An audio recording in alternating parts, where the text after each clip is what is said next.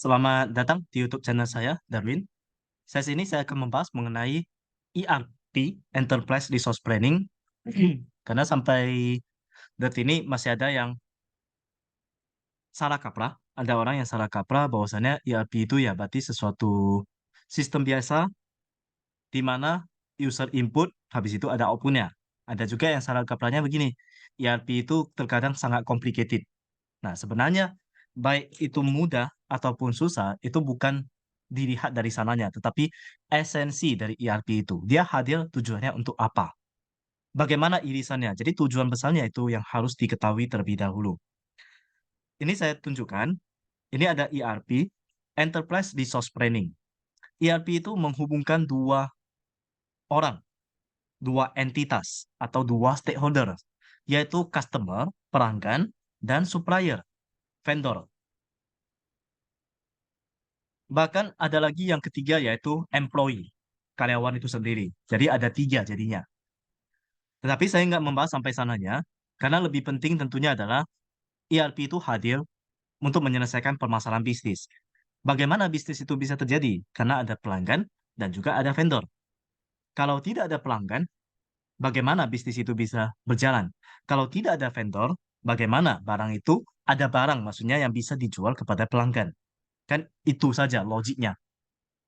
Oke, jadi di hubungannya dengan customer, dengan pelanggan, ERP itu ada disebut Customer Relationship Management, CRM. CRM ini bukan sistem, tapi ada juga mau dianggap sebagai sistem sebenarnya boleh-boleh saja. Tergantung. Kalau memang mau membuatnya itu sebagai sistem, maka namanya CRM sistem. Tapi kalau cuma CRM doang istilahnya, itu bukan sistem, tetapi bagaimana cara memanage hubungan dengan pelanggan. Kalau SCM, ini sama aja, hanya bedanya Supply Chain Management. ERP itu sangatlah luas, tetapi kita mau pakainya di area yang mana. Jadi kalau saya buka dulu Notepad, itu bisa menyangkut kepada sampai ke procurement, bagian pembelian,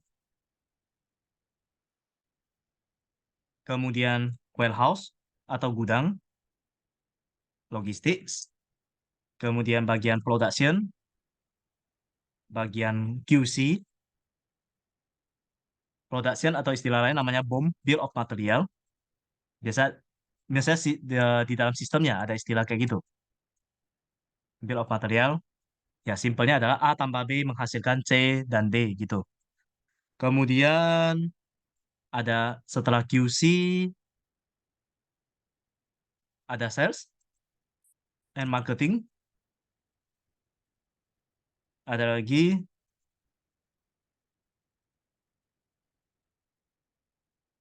hmm, oh delivery, pengantaran, bisa sampai kepada HR,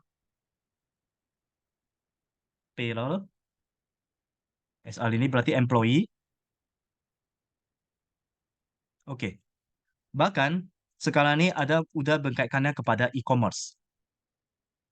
Jadi ERP itu kalau dulunya waktu saya praktek di lapangan ERP belum dikaitkan kepada e-commerce. Tapi sekarang ini ERP di dalamnya udah ada e-commerce. Nah, kalau misalnya saya ambil contoh di rumah sakit kan namanya Sistem Informasi Manajemen Rumah Sakit, SIMRS. Nah, SIMRS ini berarti gabungan antara pelayanan rumah sakit, pelayanan ya, pelayanan kalau istilahnya namanya IMR, Electronic Medical Record, plus dengan ERP. Jadi SIMRS itu adalah gabungan antara ERP dengan pelayanan. Oke, tapi saya nggak membahas di sini, ruang lingkup yang saya fokus adalah di ERP-nya. Jadi ERP itu ya seperti ini. Saya mau implementasinya di bagian apa aja? Contohnya, saya hanya mau fokus ke bagian sampai ke, oke, SR saya nggak mau, payroll nggak mau, e-commerce nggak mau. Ya udah, fitur itu tetap ada di dalamnya. Yang penting kita fokusnya hanya ke bagian sini. Andai kata ada proses-proses tertentu di lapangan yang tidak sesuai, ada dua cara. Cara pertama yaitu sesuaikan, biar sama dengan cara kerja sistem. Cara kedua yaitu kita lihat ERP itu bisa di custom atau tidak. ERP itu adalah anggaplah ERP itu hanya sebuah sistem. Jangan karena istilahnya ERP, oh itu keren kali ya. Jadinya muncul suatu ketakutan untuk mengimplementasikan ERP. Padahal ERP itu ya sistem aja juga, sistem informasi. Hanya bedanya ERP itu udah mengintegrasikan secara keseluruhan. Jadi ada kata kunci adalah integrasi. Seperti itu. Nah, jadi kayak gini lah. ERP menghubung dua entitas. Setelah implementasi ERP udah dijalankan, nah, mana yang harus difokuskan untuk tahap berikutnya? Tahap berikutnya ada beberapa. Bisa fokus kepada CRM, Customer Relationship Management. Nah, di sana pun ada yang bisa dibagi lagi. Operasional dari CRM itu sendiri, atau kita mau fokus ke analitiknya terlebih dahulu. Tetapi biasanya ini dijalankan secara bersamaan. Operasional CRM berarti menjalankan bagaimana mendekatkan diri kepada pelanggan, itu tentunya kan ada proses nih. Proses itu ya berarti operasionalnya. Ada dengan cara SFA, Salesforce Automation, dengan cara marketing, ya tentunya bukan marketing offline, tapi digital marketing. Bisa dengan customer service and support, ada campaign management, semuanya ini tentunya gunakanlah teknologi. Jadi CRM itu singkat kata yaitu database-nya pelanggan. Tapi harus pelanggan yang original, pelanggan yang organik. Organik dalam arti pelanggan yang datang sendiri. Mereka yang benar-benar pelanggan yang sebenarnya. Bukan kita ambil data. Karena terkadang ambil data aja, misalnya ambil data dari Google atau dari mana gitu kan. Nah, sementara itu bukan targetnya. Target bisnis ya percuma. Jadi pastikanlah organik. Bagaimana mendekatkan diri dengan pelanggan? Ya banyak banyak lagi caranya.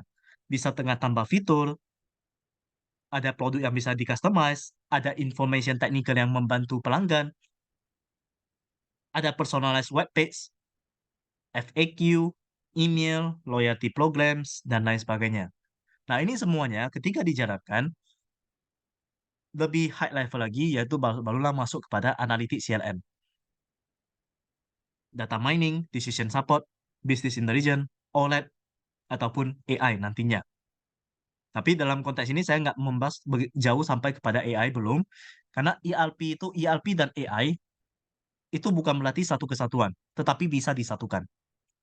AI adalah membantu, tetapi AI tidak bisa membantu ketika ERP itu nggak ada data yang real, tidak ada yang input data, proses tidak terintegrasi. Tidak terintegrasi bukan sistemnya yang tidak terintegrasi, tetapi data yang masuk itu tidak nyambung.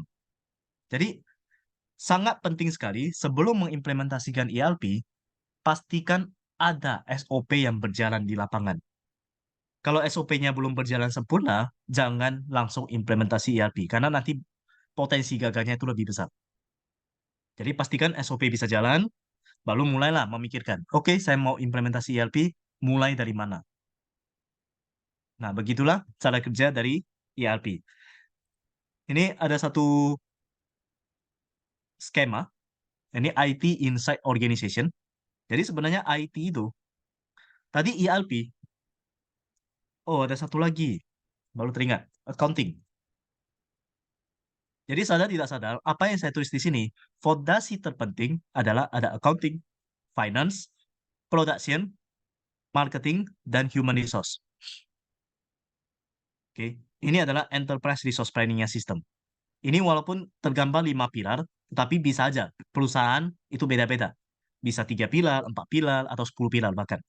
Tapi prinsipnya adalah modul-modul yang ada di dalamnya itulah sebagai pilar.